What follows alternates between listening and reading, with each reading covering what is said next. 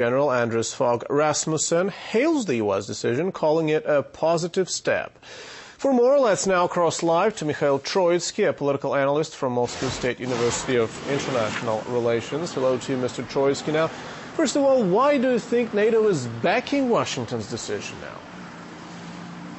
Well, I think what Secretary General Rasmussen is concerned with is, first of all, NATO cohesion and NATO's ability to live up to all sorts of expectations. And secondly, he is concerned with NATO-Russian relations, which he has repeatedly stated since he has been in his position.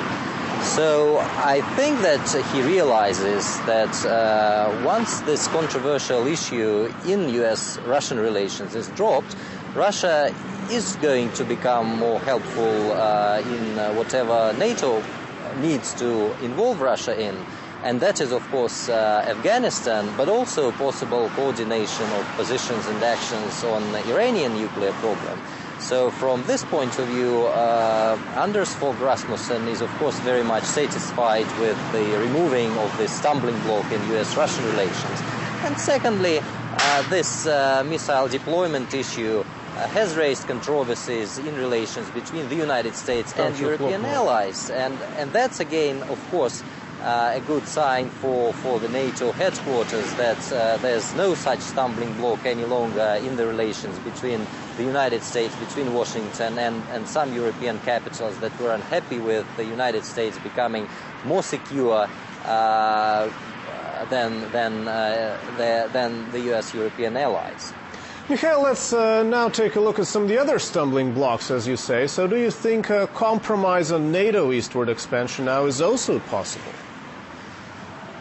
Well, as you have heard, most sensible politicians all across the globe, and of course in Russia, have cautioned against perceiving this decision by President Obama as a victory for Russian diplomacy. That would be an imprudent interpretation to make.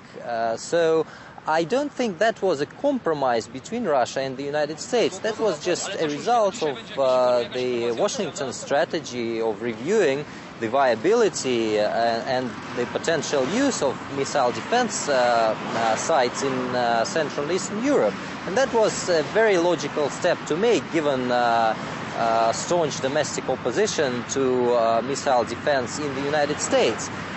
So I think if we look at what is going on with NATO enlargement, we'll again see that there's been a logical review of the earlier Bush strategy on NATO enlargement. And I think that the status of NATO enlargement right now is quite close to what we are seeing with missile defense. This is, of course, a strategic process on the part of the United States, and that may pop up at any moment in the future, just like missile defense was on the table since the early 1980s.